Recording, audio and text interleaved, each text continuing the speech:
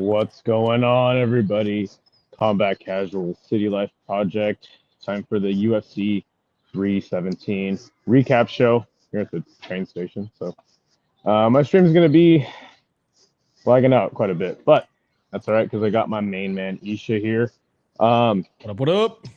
So Isha, what did you think about the 317 card before we kind of talk about all the fights? So I am one of the unique mixed martial arts fans who the UFC is not the be all end all for me. So I actually set my expectations for UFC pretty low, to be honest. And this one fucking exceeded those expectations, blew them through the roof. Because I'm not going to lie, guys, the only fight on the UFC card that I was personally excited for, and again, I don't know why this is. I'm apathetic towards the UFC these days because of all the other leagues I follow and have interest in. Realistically, I was only excited for Alvin Hines. I'm going to be honest, my boy. The opener. But the card turned out to be awesome. Yeah, it was a great night of fights. Like even Tracy Cortez's performance might not have been a bloodbath, but like, dude, she dominated, and I enjoyed watching that fight for various reasons, but also for her fighting skills, right? So very much enjoyed the card. I thought I'd only be looking forward to Deep on the weekend. I thought Deep would be the only card that delivered, but Octagon delivered, UFC delivered, and it's just been a great weekend of mixed martial arts. Yeah, I would agree. And I think, like, even though, like, you're an anomaly and I'm kind of aligned with you on UFC is not the be-all, end-all, I think that more martial arts fans should be that way. And I think, like, a lot of them are. It's just that the majority of fans are casuals, right? Or gamblers, right? Yeah. So there's a lot of people that just literally watch the sport so they can gamble. So yeah, no, I fully agree with you. Like the card was insanely good, and I totally agree with Scott. It was like a solid 9 out of 10, and I wasn't really sure if I just had a great experience because of the setting in which I was watching the fight. I met up with with my mate Kiwi that I've been talking to for a long time in Rush Hours chat, and went over to his house and here in Sydney and just had a grand old time watching the fights with him. Also, so funny cool, story. By the way, can I just say that's so cool that you were literally traveling the world, meeting all the MMA community. We all of us talk about it and we like talking to each other on stream, but like I had the pleasure of meeting you when you came to Minnesota, and I know you met Gio recently, and I know when you hit up Thailand you're gonna be saying what's up to Chummy Boy, then when we hit Japan we'll probably be hanging out with Aniki and crew. So like it's so fucking cool, man. That's awesome. I am envious but also feel like I'm living vicariously through you, which is fucking cool. It's a blessing, and it kind of just shows that like our community is real, right? Like It's not just like we watch fights, and like not everybody's gonna be able like have the means to meet up or have the time, all that stuff. But the ones that do, man, like they're usually really solid people. So I urge all of you guys out there to go out and have some beers with each other and go watch some fights. But yeah, so I wasn't sure if it was like just a great setting for me and just a great time, but that card was awesome, man. And yeah, I would agree with Scott. It was like an easy 9 out of 10. By the way, we got Big Ank, Sean Moody, Giuliano. He says I'm at the airport and I'm at the bus station. I'm gonna be riding really far. Bus station look nicer than airports here in the States. Yeah, it is. No, it was a solid card, and I mean, I know that we're going to talk more in depth about it, but fight of the night, easily Royval versus Van. Oh, yeah. But I will say that a lot of the fights did kind of turn out how I thought they would, like just not being the most competitive. But I would say, like, I was not expecting Moicano versus Dariush to go the way it did. Who did you think won that fight by the time it was all said and done? Oh, Dariush won round 2 and 3. Pretty evidently. I think our chat was like easy 2-1 for Dariush. What and then we'll get into it more. But yeah, that one I picked Moicano to win because I thought Moicano would just do more damage in the position when he got on top. But how I broke that fight down was as simple as this: they're pretty much the same. Both have weird, not the most polished striking. But Dariush is the stronger wrestler. Moicano is more of I'm going to get in the top position and lay down elbows, right? Their jiu-jitsu kind of neutralize each other, as you saw in the scrambles. So I'm a fan of Benny. I think he's just a good fucking human. So it was good to see him win. And obviously Moicano's a friend of our channel. So like I didn't really care who won, and it just kind of I would have been a little upset for either, right? But I think overall it wasn't. People were saying that was the worst fight on the card. I mean, I think it was entertaining. I don't know. Oh, I didn't think it was the worst fight on the card. It was the one that I was not expecting. I thought it wouldn't be competitive, really. Like right. I way overlooked Beneil. So yeah, I mean, let's get into it. Let's talk about the first fight of the night. Obviously, your friend, Alvin Guzzi Hines, just a really, really nice guy. He went onto the knees, and I mean, could you call it a close fight? I mean, it was close in grit, but I think by the time it was all said and done, it was pretty clear that Deniz had won the fight. Yeah, Deniz won the first and second round, clear as day. What was interesting about this one is like everyone who broke down this fight, anyone who's seen Guzzi fight before, they know that he's a wrestler and just like more of a power grappler than anything. And his boxing has become so much better between his first fight and basically his whole time in LFA. But having said that, we all said that like Guzzi's not gonna be able to box a guy with the range that Deniz has, a kickboxer first. He's gonna have to take him to the ground, and that's his path to victory. As soon as I saw him unable to get the takedown, I was like, oh fuck. But you know what happened? He actually started finding his groove. He actually started landing some shots, and he has an iron chin, bro, because some of those left hooks that landed by Deniz would take out any other human. And then when Hines started throwing that high kick at the end, I was like, he's got his confidence, right? He's like, oh, I can actually strike with some of these guys. But the clear damage in the first two rounds and just the striking discrepancy in the first two rounds clearly went to Deniz.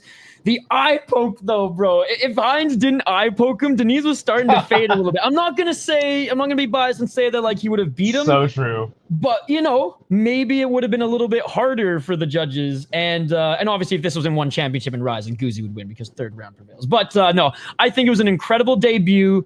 Obviously, like still got to work on the hands. Like that was never the bread and butter, anyways.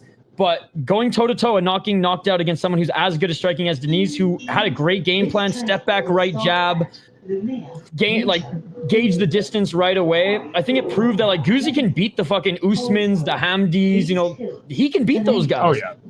Right? Totally. And I think even in a loss, like the MMA guru wasn't ripping him, and the MMA guru rips all the heavyweights who lose.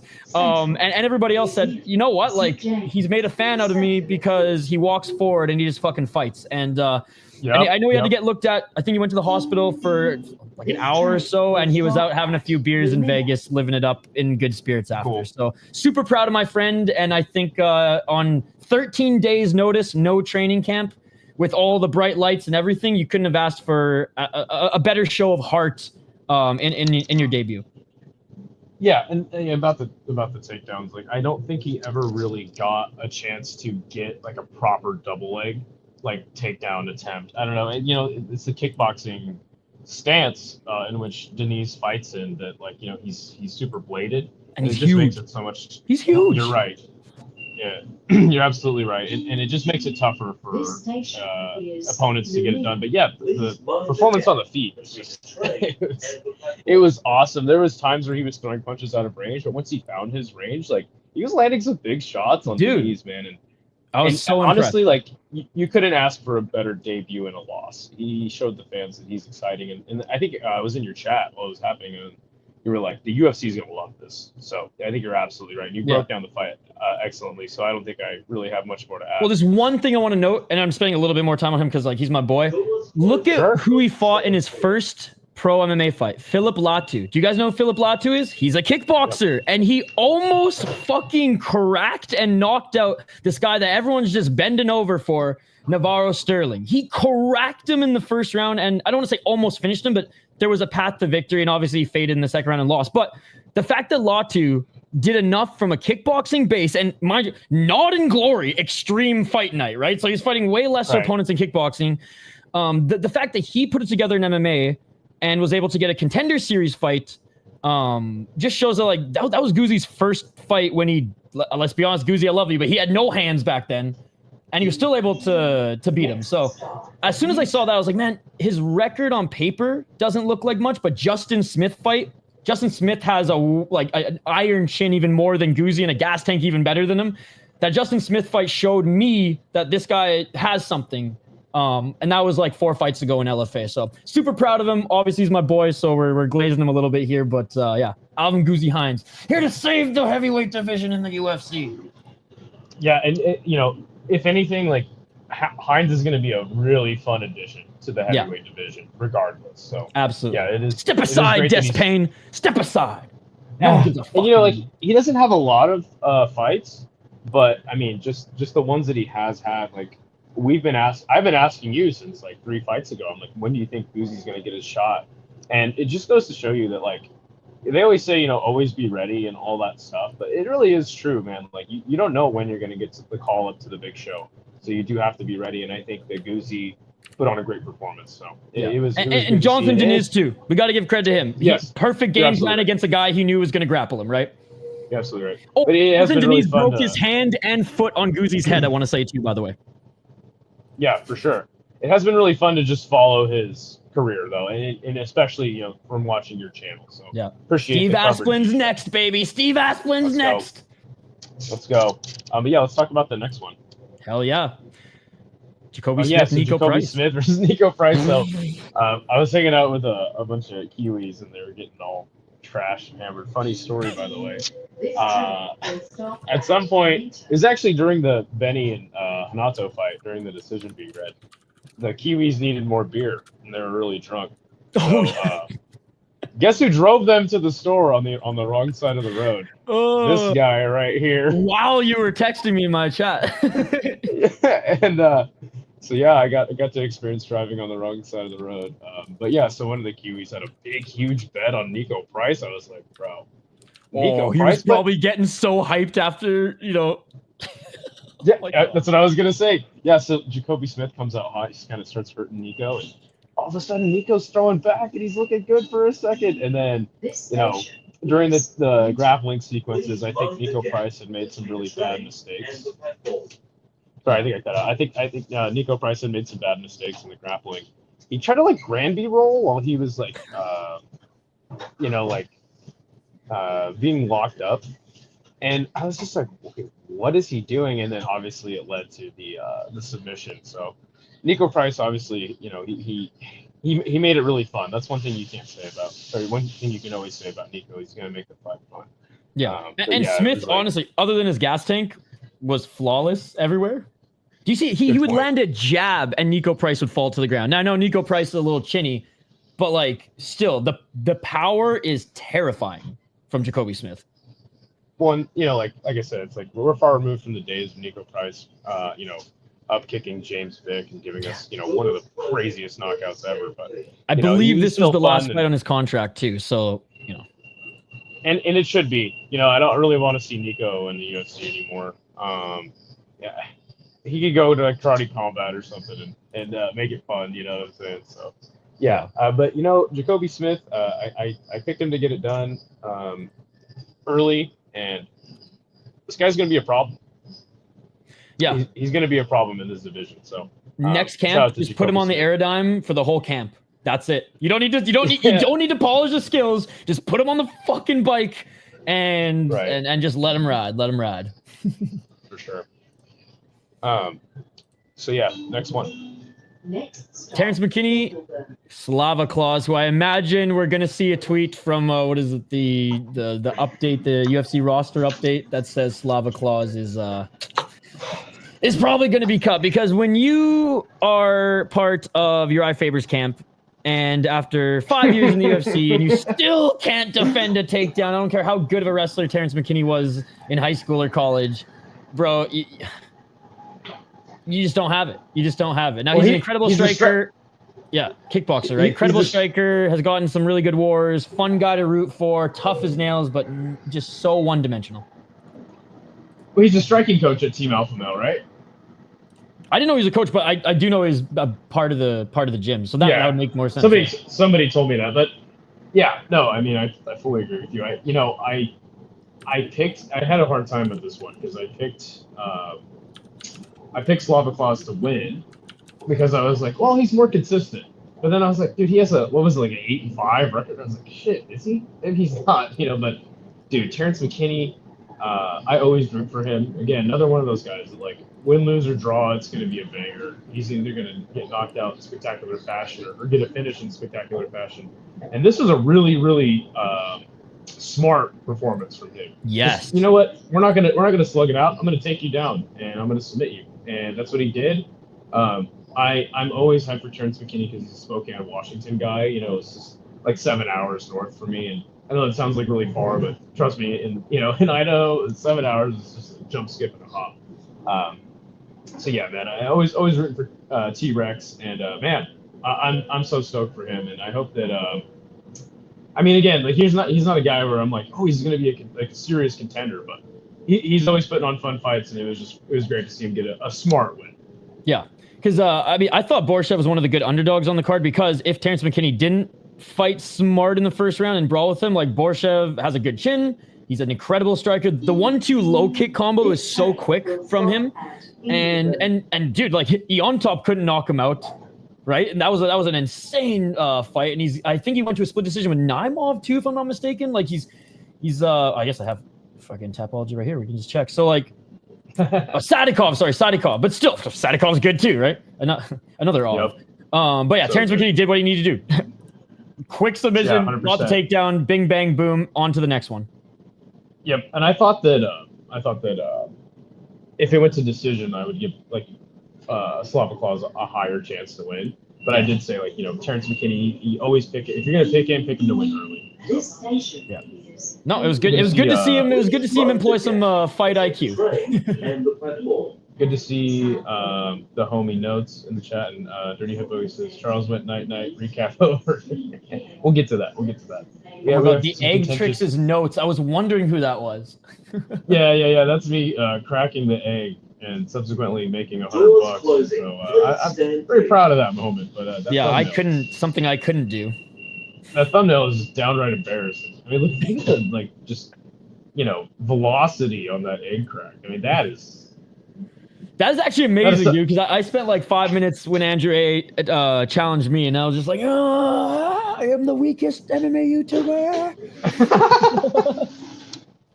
All right, next fight here. Tracy Cortez, Viviana Araujo. Araujo. Fucking flawless performance from Tracy Cortez. She outboxed Araujo, took her to the ground, controlled her on the ground, beat her up on the ground. Basically, Araujo, I thought, would have the grappling advantage and strength advantage because she's a big, muscular Brazilian. Tracy Cortez proved that I'm still here. I'm still well-rounded. And honestly, I think the rematch against Jasmine Jasdu Vicious, if Jasmine Jasdu Vicious is not in like next title line, would be awesome because they've each gotten better since. So I think Jasmine's gotten a lot better. I think Tracy's gotten a lot better. I think Jasmine probably won't just grab her hair, even though that's like the most fucking Canadian bar brawl thing to do. So yeah, I'm excited to see what's next for Tracy Cortez in this division. And I'm right there with you. Like I was surprised at the ground and pound that Tracy was able to do. She was landing some really like kind of creative ground and pound, and just finding good angles. I was impressed with her performance. One thing I'll say though is like, dude, how good is women's flyweight, man? I've been saying for a long time that this division is so hot, and man, it is just. I mean, you're talking about Jasmine Vicious versus Tracy Cortez rematch. Like, there's so many good fights in this division, man. Hell yeah. Hey, Ben, what's up, Ben? He's listening to us while driving. Shout out to Ben, man. I went down to the Circular Quay by the Opera House, and he took us to this like insanely bougie bar with like a sick view of the bridge and the water. So shout out to Ben. He's a solid dude, man. It was nice meeting him. He told me he like cleared his whole rest of his day because he thought you and him were gonna get fucked up, and he's like, oh, Idol's just chill dude. We didn't drink as much as I thought. No, he didn't. No, he had some business to attend to a little later. So yeah, hey, but Ben, I know he's devastated Charles lost. Oh yeah, so I know. Don't worry, Ben. When I visit you in Australia, I'll drink Idaho Skatesman's worth of beer. All right. Thank you. You're getting me covered. All right, next fight, and can I just start by saying, holy motherfuck. Continue. Yeah, dude. I mean, because like I was saying before the fight, I was like, Hyder Emil, he's always going to have this thing against him where he doesn't have a lot of experience and he's older for this division. But geez, he's always in a good fight and he keeps winning. But Jose Delgado, I just, and he beat Connor Matthews, which isn't like the best win, on your record, but it was the fashion in which he beat him. It made him look so easy that I was like, dude, this guy is like so good. And man, I was not expecting the brutality of him and just like the fashion in which he was able to dispatch with Hyder Emil. I think this is a really, really good win. It'll probably go under the radar because people are like, oh, Hyder Emil, he's old. Everything I said that's like working against him. But man, Jose Delgado is going to be one to watch in the division for sure. He's going to be a big problem. Yeah, because honestly, I thought that this matchup actually suited Emil better because he's very much in your face and he's got power. Don't get me wrong. He's got a ton of finishes, but he's mostly in your pace, volume, mixing up body shots, hooks, and you can't hit him because he's fucking hitting you, right? So I thought an accurate, sniper type striker in Delgado, who up until now I didn't think had like one punch, Emmett knockout power where he's just gonna walk off. He'll knock you down and then has to, continue to finish the job. But like Hyder Emil was out airborne when he hit him, right? Yeah. So I think that showed, I don't want to say the doubters, but the critics like myself that like, okay, no, you have that one punch power because Hyder Emil's got that Giga Chad huge fucking head and chin, which probably broke Delgado's freaking hand after he hit it. But like, I was very impressed. Hyder Emil, like you said, 35 years of age. To me, based on his experience and lack of damage that he took on the regional scene, he fights more like, I always think he's like around 30. Sure. He's a yapper though, just like the crew, the OG crew from Stockton. He's Gilbert Melendez is like Prodigy. That's like his main coach, okay. and Gilbert and him were each on the Casuals MMA podcast, not to be confused with the Superior Combat Casual, and they each were like just talking like. Gilbert Melendez was talking him up as he should, right? It's his guy. But Hyder Emil was just, but I'll fight anyone. This guy. And dude, the poor memes. The poor guy, the memes now that are on Twitter amongst like that YouTube channel's community is just insane. Delgado's fucking awesome. And I picked Hyder Emil as the underdog. I thought he was just going to overwhelm Delgado. I thought that they would each throw hands. I just thought it'd be like the man. I thought that they'd each wear the same amount of damage. I thought that just the volume of Hyder Emil would have won him that fight. But Delgado, man, he's the real deal, James Neal. Oh, yeah, 100%. And dude, I mean, is it more of a case of like, okay, Hyder just got hit with a clean shot? But that knee was so flush. I feel like it would have knocked out a horse. So yeah, I think Hyder Emil will be back. He'll be putting fun fights on here very shortly. But it was his first loss. Definitely got a future. Right. It was his first loss, right? So yeah. And that makes it even more impressive for Delgado. Just a guy coming off the Contender Series. So yeah, I mean, he's definitely got a bright future ahead of him. I'm super stoked to see what he does next. Dude, 145 is so stacked with Kevin Vallejos coming into the organization, right? John Silva ripping it up. I always say that, like Mike Aswell at 145. Like, holy shit, man. No, don't mention him. I didn't make any comparison. By the way, he got kicked out of T-Mobile last night because he was in one and he was live tweeting the whole thing. It was awesome.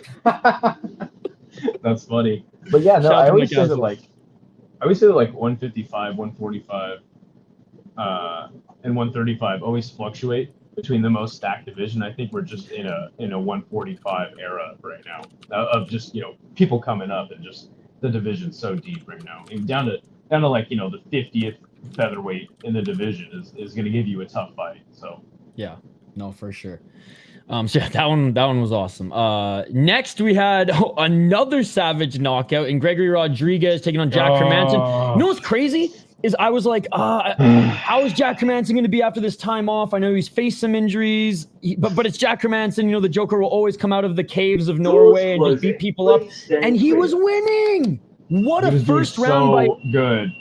So good. He was on the back foot the whole time. It didn't matter. Sidestep, boom, boom, boom. Jab, either jab 1-2 or step back right or straight through the pocket. Gregory Rodriguez, until he landed that shot, in my opinion, looked awful. He looked stiff. Yep. He had his hands way too wide, and he was just swinging and missing slowly. But, dude, when you're a guy who walks around at fucking 250 pounds probably and cut to 185, sure, you got power like no other, and Obama got it done. Dude. Idle Skatesman just went through a tunnel. Okay, you're good. Sorry. we had the same exact opinion of the fight beforehand, and we watched the same exact fight, and we were like, oh wow, Jack's looking amazing on this layoff, and then boom, just perfect shot puts him out. And then the super necessary hammer fist because Herb Dean was fucking smoking a blunt in the corner of the cage. God damn it, Herb. Oh, by the way, I don't blame RoboCop at all for that. People are like, "Oh, that was terrible." So it's when you're in the moment in a fight, like for people like I fought in competitions, I've fought some street fights. When you're in like either rage mode or like in the moment, especially when you're competing in a sport where you don't get to end the fight, the ref ends the fight, right? He's just doing his job. He's probably locked into the moment. Was it like a little late? Yeah. But this is what I tell all the people who are freaking out in the UFC. If this was in Japan or Korea, no, seriously, Hermanson would have either gotten stomped or face kicked. So be lucky that the UFC caters to the bitch-ass MMA fan base, because Jack Hermanson would have been murdered if this was real MMA. That's amazing. Yeah, no, and then like what is it like? It was like it was like on the main card where they were like, or like 3 or 4 fights later, they were like, Hermanson is okay. He has left the building on his own accord. You're like, oh my gosh, yeah, dude. He was out for so long. Dude, they had the doctors treat him there because they didn't want to risk any time between doctors treating him and him going to the hospital. It was pretty serious. Right. Yeah. Has Hermanson ever been knocked out like that? Fuck, like he's been knocked out like before, cold? but I don't think like that. I think they've just been TKOs. Sure, right, yeah, because yeah, Jared Cannonier cracked him, but then finished him on the ground. Mm-hmm. Oh, Thiago Santos again cracked him, finished him on the ground. Mm. I don't know, and yeah, I think that's it. So yeah. So where do you think Hermanson's at in his career now? Because obviously RoboCop is always going to be like a perennial. I mean, at least for the foreseeable future, he'll at least be a perennial top 10, top 5 guy, in my opinion. He's always going to give those guys a tough fight. But Hermanson, obviously having long layoffs throughout his career, looking so good in this fight until he just didn't. What do you think's next for him? Because he's in a tough spot where he kind of needs to take the time off after a knockout, but also he needs to be active because of his age. Yeah, I think the UFC likes him. I think they're not gonna hold him under the gun or fire or anything. I don't know how many fights he has left on his contract, but I think like if he wants a fight, they'll give one to him, sort of thing. Or the UFC goes full heel and goes, no, you are now our guy who only fights the Joe Pyfers of the world. Now, it looked good in the last one, but you know what I mean? Like, the incoming guys, you're going to be the old fart who tests these guys now. Which may not be a bad thing for Hermanson as long as he doesn't go up against someone like RoboCop again, who has just that crazy power. So to answer the question, I don't really know. I'm kind of split. I think that either the UFC will just treat him well because he's been with the company for so long. He's put on good fights, and if he's ready, they'll give him a fight, or they might be like, Jack, if you want to keep fighting here, these are the fights you have to take. Either one of those. Yeah. I think you're absolutely right. I think Hermanson should have grappled a little more in this one, or maybe just attempted to. But I feel like I'll say that I think that's hindsight talking because he was doing so good in the freaking striking. Right. You're absolutely right. Yeah. Because someone in my chat was like, "Oh, when is Hermanson going to go for the double leg?" I'm like, he doesn't need to. And then boom, and I was like, right. oh, never mind. All right, yes, let's get into the next one. All right, next we have Peyton Talbot against Felipe Lima. What a great fight, man! And I have been the Octagon Felipe Lima truther. Not that I have anything. I feel like I am way less mean to Peyton Talbot versus everybody who just continues to just rip on him for stuff that goes on outside the cage. I'm personally a fan of his YouTube channel because I love the old school like skate video vibe from like the 80s and 90s. So I'm like all in on that shit. Yep. Was I all in on him in this or going into this fight? Nah, man. Though like Felipe Lima is not as decorated as a wrestler as Ronnie Barcelos, Felipe Lima is an incredibly well-rounded fighter, as you saw in that fight and as you saw in his last fight. I mean, he was undefeated before then. He trains out of All Stars, and I mean, he beat Magard in his first Octagon fight, Jonas Magard, to win the title. And we saw how good Jonas Magard looked yesterday in Octagon. Like he still has a lot of gas left in the tank as well. Beat Naimov on short notice. beat Miles Johns everywhere in the UFC. And if you look at his record on the regional scene, his first like 5 or 6 fights, they were against cans, and then it was just like boom, only good competition, and he was good everywhere. He's more of a virtuoso striker who's light on his feet, who if he can't basically dictate how the fight is going, freaks out a little bit, and we saw him freaking out and overshooting and honestly being a little bit like what's the word, like rushing the takedowns a little bit more, because he probably was like, okay, Peyton Talbot overzealous. Overzealous. How I saw that fight was Peyton Talbot hit him with a few bigger good shots, and he went, oh fuck, this guy can hit harder than I thought. I'm not gonna try any flying knees or any crazy spinning shit with him. I'm just gonna take him to the ground because I know that's where he was beat before. And then he realized, oh fuck, this guy actually worked on his grappling. Yeah. And that's when you saw it. It was like, because I think Lima won the first round, but in the second round you saw that switch where like there was the smile on his face was gone, and Talbot started smiling and started like emoting, and I was like, oh, the tides are turning. Incredible performance by Peyton Talbot. On the feet, he walked him down, cut his angles. On the ground, was able to get the better of the exchanges. I was very, very impressed with Peyton Talbot. Yeah, and I think that, and I said this in my pre-fight show. I'm like, I'm going to pick Lima. I think that people are giving Peyton Talbot too much crap because he lost. Like if he would have kept winning, nobody would be even that critical of him. But because he lost, and now everything else is, just kind of falls with it. Oh well, he's this and he's that now, and I get it that like his public image is out there, right? So like people are going to criticize him, but yeah, I mean, one loss to Ione Barcelos is not enough to write the guy off. Dude, Ione Barcelos is a great fighter, even at this so point of good. his career. Right, and Felipe Lima in the first round, as you said, perfectly, is like he was landing big shots, he was looking really good. And the fight was super competitive, but yeah, once Peyton Talbot took over with the grappling, you really got to see, like, if you go watch that fight back, like, he was doing some crazy stuff on the ground. Like, Lima would shoot for a takedown, and he just like switch to the side he was less balanced off of and get the top position. It was like so impressive. The guy is so good on the ground, and I mean both of these guys have a bright future. I think I actually think we'll see them again fight at some point, because I think both these guys are just gonna climb the ranks in this. And then Felipe Lima's obviously got some stuff to go work on, but I'm still so high on him. And this fight was fight of the night up until Royval and so. Yeah, no, it was awesome. I'm happy for both of them. I'm happy Lima's like in the UFC now, getting good matchups. I'm happy Peyton Talbot got back in the win column. And you said it, we'll probably see these guys fight again down there, because one's 27, one's 26. Like they're insanely young. So 100%. Can't wait. My Persian uncle, who's pretty much the same age as me. Benil Dar, dude, he looks exactly like my Amu Azamat. It's actually insane. Does he have the salty hair too? Oh, dude, Azamat's had the salty hair since before I was born, man. My uncle Azamat's had the salty hair for like 40 years. So yeah, we talked a little bit about this fight. I think this was the closest. I mean, I was half watching the fight because the Kiwis needed some beer, but I think this was the closest fight, and the fight that surprised me the most on the whole card, because I know the first round went kind of how I expected. Moicano was winning, but then Benil just hung in there, and he just figured out what he needed to do to beat Moicano by the second round. He won with wrestling. That's how he won the fight. Yeah, simple as that. I'm just like you. Like Benil is one of the good guys in MMA, so I think that should always be celebrated. And Moicano is too, but he's took a media turn that is trying to benefit him and get him bigger fights. I still think he's a great guy though, deep down.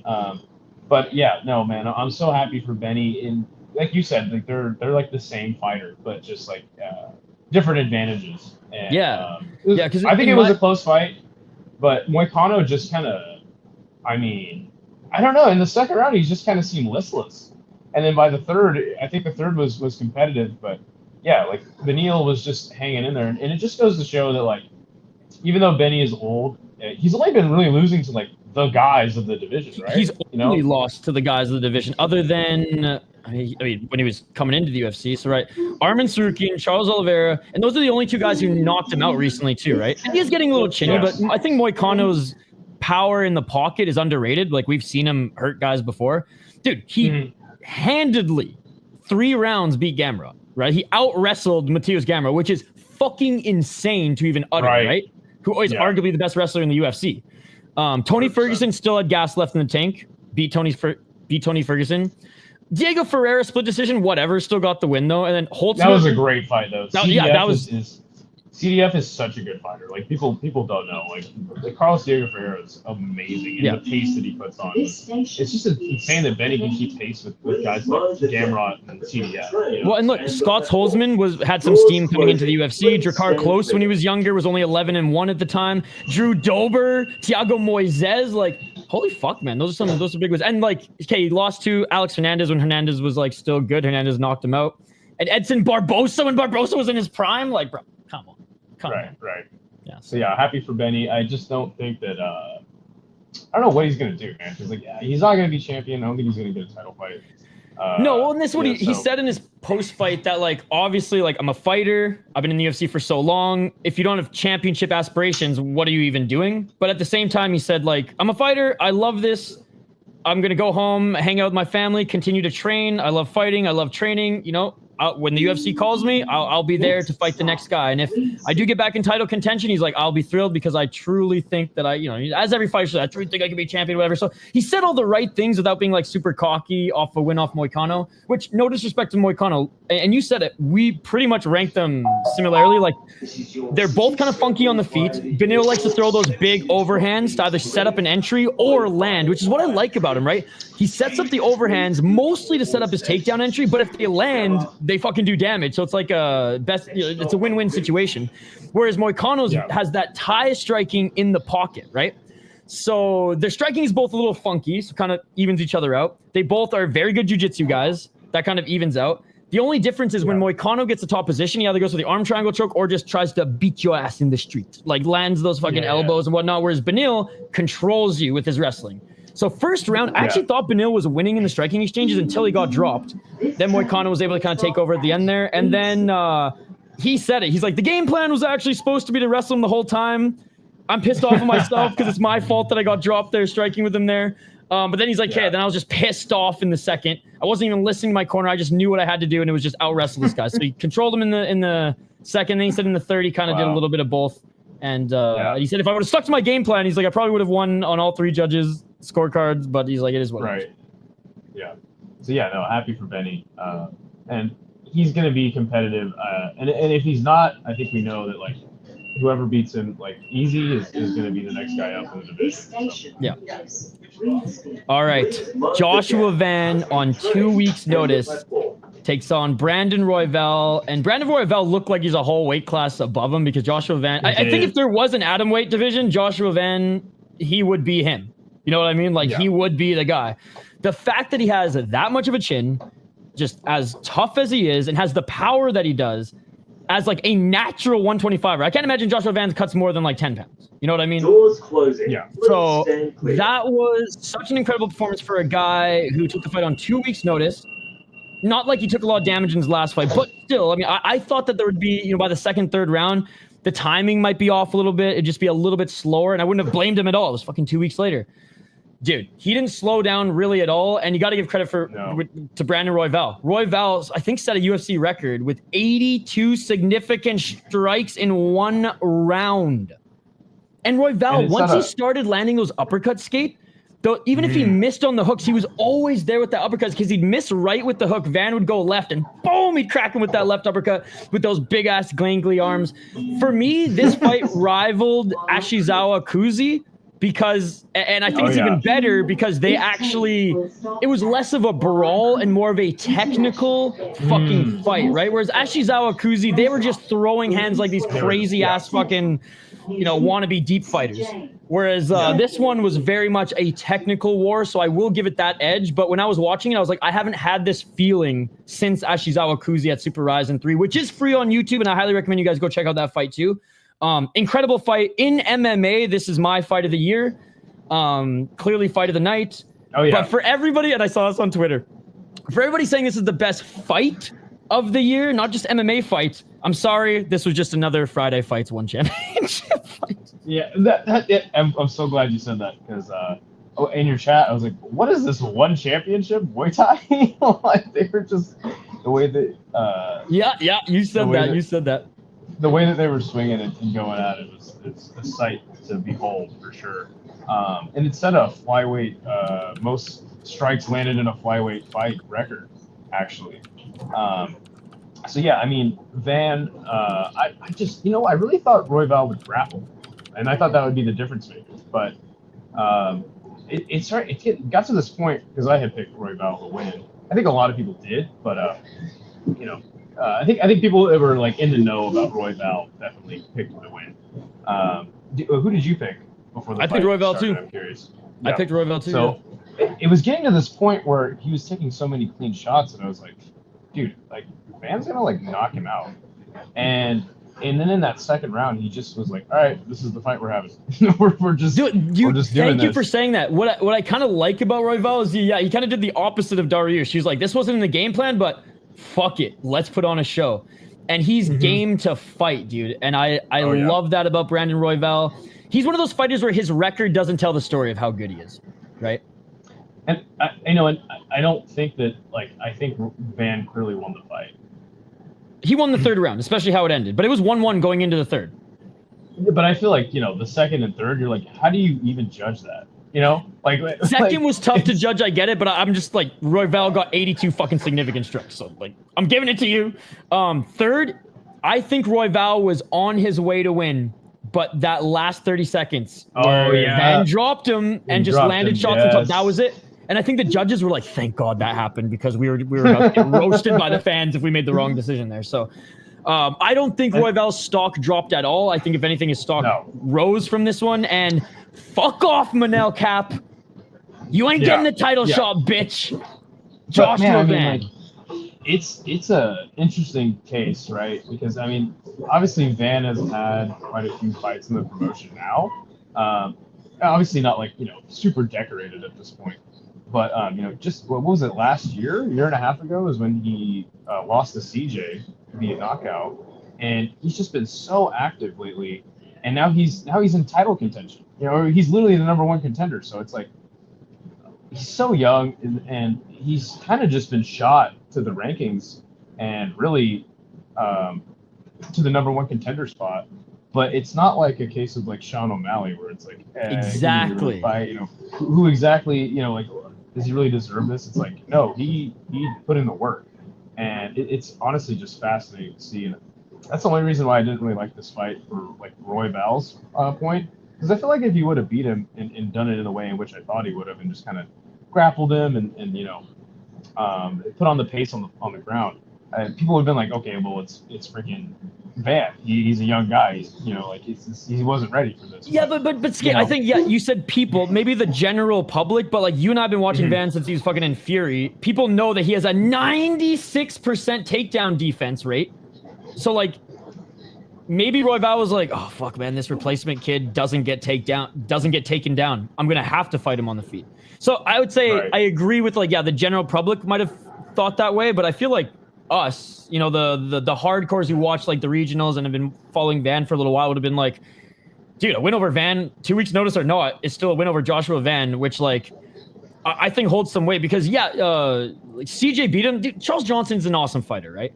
I feel like Charles Johnson sometimes is his own worst enemy, because I feel like some of the mistakes that lead to him getting hurt or losing fights are either judging, it's just mistakes on the judges, or he zigged when he should have zagged, and it's kind of hard to call.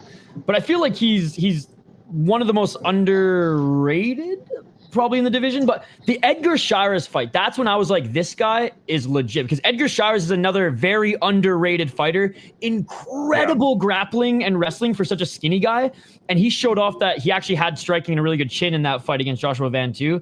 So that's the fight where I was like, Van is the real deal James Neal, because Shires is way better than his record shows as well as at 11-5.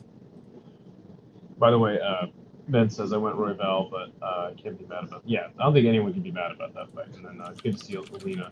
Alina, good to see you. But yeah, Van's in an interesting spot now, because he could be winning the title and against Pantoja, which by the way, we'll talk about that a little bit more after we break down Pantoja's fight with Kai.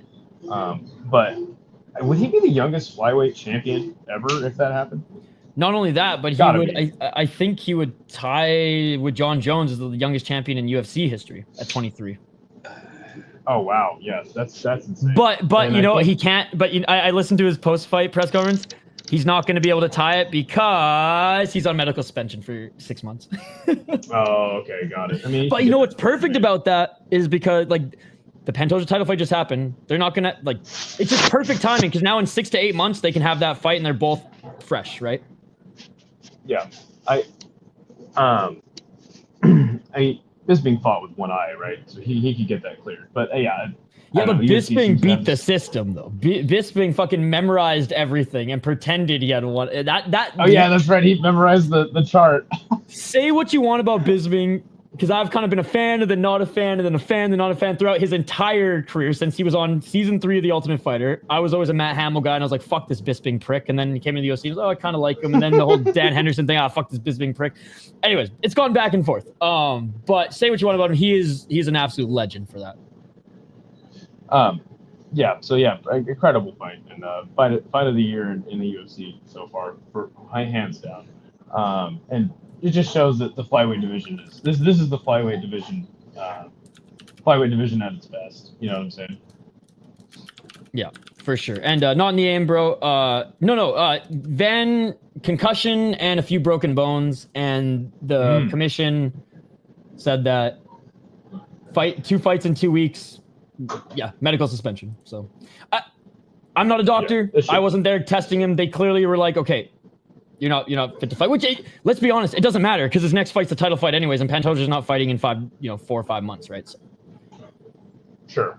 So there you go. So I actually think it's okay, and I'd rather see a fresh Van for a title fight than a Van who's taking the fight in 2 weeks' notice again. Right. Well, and yeah, he's been so active in the last year and a half, 2 years. So yeah, I would love to see him get a full camp especially for a title fight. Yeah. Oh yeah, Alina with the South Park song cover. He's a big bitch. He's a big bitch. Anyways, main event. So can I just say that the disrespect for Pantoja is real? Because my chat hating on him the whole time. Boring ass fighter, just going for the takedown. I hate watching Pantoja. Bro, he's one of the best fucking to ever do it in the UFC in his weight class. Put some fucking respect on his name, man. I don't understand it, at all. I think Pantoja, even if he is, grappling a lot, and when he has that advantage, it's the pace. And I said it. I'm like, he's a zombie. He just never stops moving forward. Even when he gets hit, he's just constantly moving forward. It was super impressive. I was watching the fight with a bunch of Kiwis, so they were all rooting for Kai. And I was trying to be nice about it, but I'm like, dude, Pantoja's going to steamroll him. But this is one of the fights I expected to be not competitive. It wasn't even close. And Kai didn't even have any moment at all. And you know what? I'll say this. I think Kai is good everywhere, not great everywhere. And I think Kai also is his own worst enemy because he was so hesitant to pull the trigger on the feet where I'm like, dude, this is where you're going to beat him. Why aren't you blitzing him? Steve Urseg blitzed him, and that's how he was able to crack him. Well, there was one point where it was in the first round or maybe it was in the second round, but Pantoja was moving forward on him, and he kicked him in the leg, and he kind of just ran into him, and that's how Kai fell, and Pantoja didn't even take him down. He just tripped and fell because Pantoja's just moving forward, putting that pace on him. It was interesting. What's up, Mystic? Yeah, that was a great performance. And a lot of people were like, "Oh, Pantoja's gassing in the third." I was like, "Is he slowing down because the pace of the first and second round were insane?" Yes, and this is a 5-round fight, and we've seen Pantoja come in waves, like the Brandon Moreno fight. That fight was so back and forth because I do think Pantoja not taking rounds off, but not fighting at the same pace, letting the fight come to him and trying to counter, stuff takedowns, reverse positions with Moreno on the ground. And look, upon first watch, I thought Moreno won that fight. Upon watching that fight twice since, Pantoja won that fight 3 rounds to 2, right? So yeah. I love how he makes the proper adjustments. I love that his training partners are fucking elite.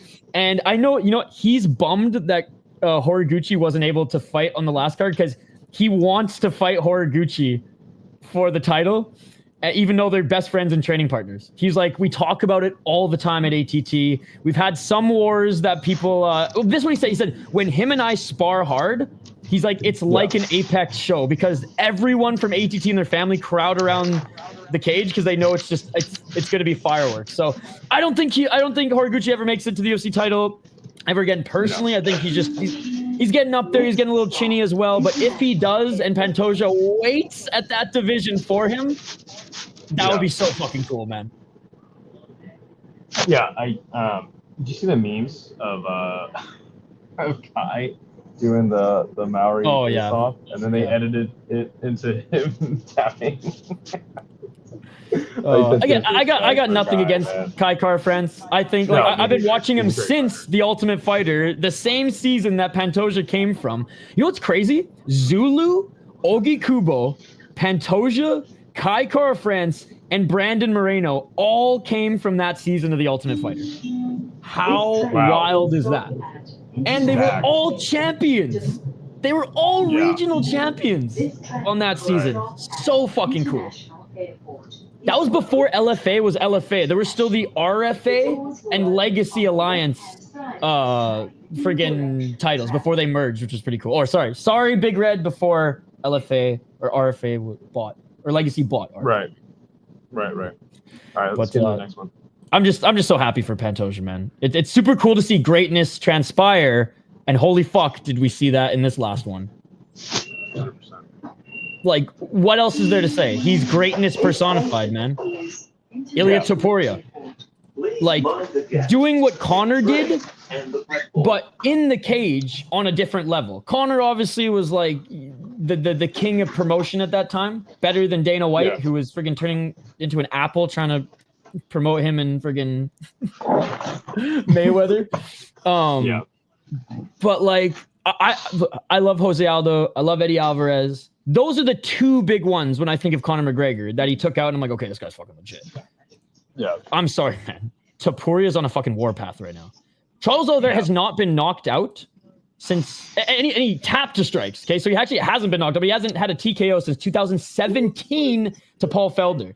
Is he chinny? Does he get knocked down in fights? Absolutely. But he hasn't been put away like that. And same thing we said about Max Holloway. Same thing kind of we said about Volkanovski. Obviously, there was the head kick with Islam, but there was some asterisks to that one, right? Insane power, and I was like, is it going to translate at 155, right? Because, Jai Herbert gave him a little run for his money the last time he was, at 155. It's flawless. And Charles took the first left hook, and I was like, okay, he's feeling his power. Oh, he didn't charge that thing up, baby. Incredible performance. You can't not be a fan of what Ilya does in the cage, even if you don't like his antics now, because we are seeing greatness in the sport. And it's truly incredible. Yeah, I agree. I just, I kind of wish I wasn't on the train right now so we could really get into this. But it's all good. You're good now. You're good now. No. Because you want to say some choice words. Yeah, yes. But like, listen, I already knew Ilya was going to beat Charles, and I knew he was going to do it in the fashion in which he did, because Gaethje and Poirier were able to hurt Charles. And they just never followed him. And there was even an instance where he did hurt him, and Charles was on his back, and he didn't follow him. But, I knew that Ilya had power, but I guess I didn't know this much. But I always thought that Charles was declining as a fighter for quite a while now. And I understand that he beat guys like Justin and Dustin, but it's because he had a overwhelming advantage in the grappling. As soon as he had their back, those guys looked lost. You know what I'm saying? So I already knew that a guy like Ilya was going to be able to just smoke Charles, and I'm just a little. I understand why people love Charles so much because of this run. Because this is why he's so. It was right, this run. And the run and the names to me aren't the best. Like like Kevin Lee. Obviously, Justin and Dustin is one thing, but it's like Kevin Michael was still Chandler good back twice. then, though. Kevin was still good back then. That's why I mentioned Kevin Lee. Yeah, like that was when Kevin, Justin, Dustin. Like I was like, okay, yeah, that's a great run. But it's like he beat Michael Chandler twice, and Chandler was able to land on him and hurt him at times. It's like you're telling me Ilya's not gonna be able to like sleep in the first round? Get out of here! I'm not arguing with that. I picked Ilya to win, and as people who follow my channel know, I don't fanboy over fighters like I do my sports team. I think it's kind of weird. It's just it's completely different for me. Like I will bleed blue and green for the Vancouver Canucks. I will fight anybody when it comes to fucking hockey conversation, shit like that. You know, I'll go to war for my fucking hockey team. But like for a fighter, like it's such an individual and just different type of sport. They're like, yeah, I'm a fan of Charles Oliveira. I'm a fan of Anderson Silva. I was a diehard fan of BJ Penn. You know, and even then, I can properly say that I wasn't going to pick him to win because of everything you just said there. But if Charles Oliveira never fights again, I think he's, you know, one of the best to do it in our era. But now Ilya's going to take that throne, man. I guess. I don't. How is he one of the best to do it? One of the best to do it in our era. One of the most exciting, sure, but one of the best? Like, I don't know.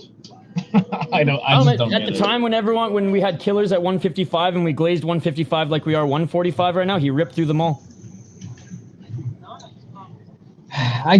Yeah.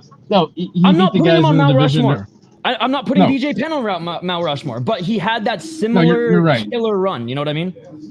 Yeah, you're right. In his era of lightweight, he did his thing, and that's to be celebrated. But it's just like he has and I think that's why people love Charles, right? Because he is vulnerable, and yeah, unfortunately, his vulnerabilities got him split. Well, and also like Brazil's a big fucking country, and anyone with internet there is tweeting Dobrak. Yeah. But listen, like, did Charles fought really dumb in this fight? Did he not?